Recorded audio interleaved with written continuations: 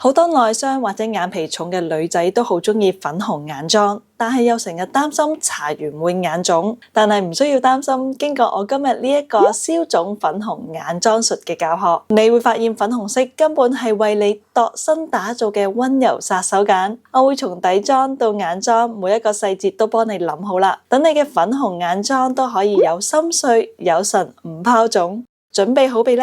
我哋開始啦！首先，我哋打一個乾淨通透嘅底妝先。我會將粉底液從中間向外推開佢，咁樣就可以確保面頰呢一個最需要遮瑕嘅區域能夠保留最高嘅遮蓋力。再用粉撲輕輕印開邊緣，咁樣嘅底妝就能夠貼服冇邊界。T 字位記得向下掃，然後攞粉撲印貼，特別係鼻翼嘅位置，換一支細啲嘅掃向下掃，咁樣就能夠完美去修飾毛孔。等成個底妝望落會更加細緻同埋無瑕。呢款就係保濕型嘅粉底液，妝感自然明亮，係中度嘅修飾力，唔會有厚重嘅粉感。為咗打造自然嘅立體感，我會喺面頰嘅中間再疊加一支高明度嘅遮瑕液，鼻梁都會加嘅。咁樣喺後續加咗陰影之後，明暗嘅對比會更加強烈，立體感就更加明顯啦。輪廓修飾係上鏡嘅關鍵，我哋沿住下頜骨位去勾畫陰影，即係塊面最多肉嘅呢個位置，記得呢條輪廓線都要畫，面型先至可以更加清晰。然後用粉撲向下推散，呢條線就用輕印嘅方法令佢變淡變柔和，大概上2層左右嘅深度，上鏡效果就好足夠啦。下巴都要加翻少少，視覺上可以縮短面型，令到面部睇起上嚟更加精緻。呢條線要向下推開佢，俾陰影自然融入喺底妝。喺鼻梁嘅修飾，因為我中庭比較長啦，我只會畫鼻梁嘅一半，咁樣反而可以縮短視覺嘅比例。用一支細嘅掃向外推開佢就可以啦。為咗俾修容更加持久、更深邃，我哋會再疊加一層陰影粉嚟到去定妝同埋加深。你睇，疊加咗陰影粉之後，啱啱突出有肉感嘅位置，喺視覺上係咪明顯縮細咗呢？鼻嘅陰影同樣都係掃上陰影粉，咁樣精緻輪廓嘅修飾就完成啦。重頭戲嚟啦，粉紅眼妝。我哋從一個淡雅嘅霧面啡色打底開始，將佢喺成個眼窩向外均勻鋪開。眼尾可以着重加多啲，等呢個眼影有向外延展放大嘅效果。下眼線同樣都係用呢個顏色，但係重點就強調翻眼尾。呢個就係我哋消腫延展嘅第一步。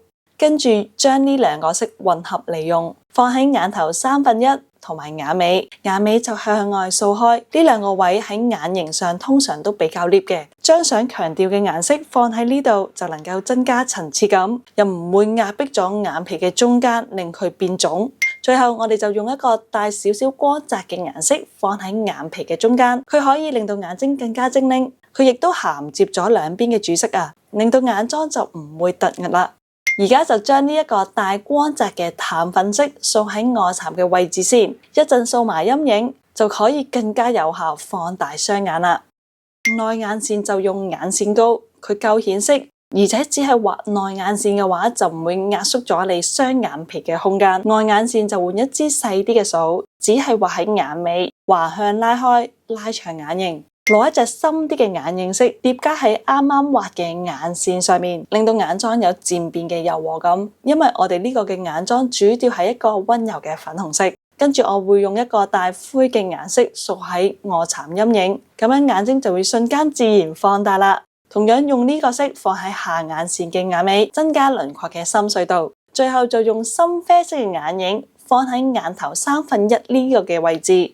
用淺色少少嘅眼影嚟到去連接前面嘅眼線，俾眼頭嘅眼線睇起上嚟會更加完整，唔突兀，亦都唔會畫得太死板。睫毛就係眼神嘅靈魂，要仔細咁樣夾。如果睫毛係比較硬嘅話，就要夾多幾次，令佢夠挺。呢支睫毛膏我哋先用密刺嗰邊梳開睫毛，另一邊嘅刷頭就係將睫毛膏均勻咁樣去分布。我會再用眉夾輔助，等睫毛緊密咁樣去黏成一束束。下睫毛就係打平支掃向下掃，再打直掃上纖維，等睫毛睇落去更粗同埋更黑。最後我就會用木棒去輔助，俾眼尾嘅睫毛向外再翹啲，下睫毛就輕輕向下壓，等視覺嘅效果更加長。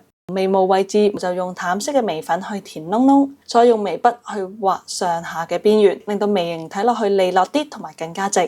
胭脂嘅部分先用低飽和度嘅胭脂液打底，用掃推開之後，喺面頰嘅中間再加多一個深少少嘅胭脂膏，增加層次感同埋紅潤度。用遮瑕膏溝少少嘅胭脂膏攞嚟修飾面上面嘅小瑕疵，咁樣皮膚睇起上嚟就會更加無瑕，亦都唔會出現突兀嘅白色斑點。定妝嘅時候，眉毛位置唔記得掃上水粉，最後喺眼頭點綴一啲粉紅色嘅光影，令到眼神更加光。唇妝就先印淡咗唇色先，將呢兩支唇膏混合，我哋攞嚟做底色。最後就係喺唇嘅中間疊加呢一支粉紅色唇膏。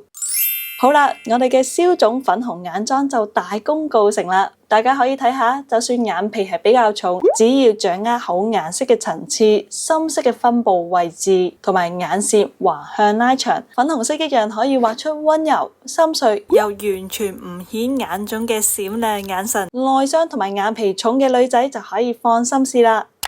今日分享到呢度啦，鍾意影片嘅內容可以俾個 like 我，留言訂閱我嘅 channel， 亦都可以 follow 埋我嘅 IG 有其他嘅教學短片。我哋下次見，拜拜。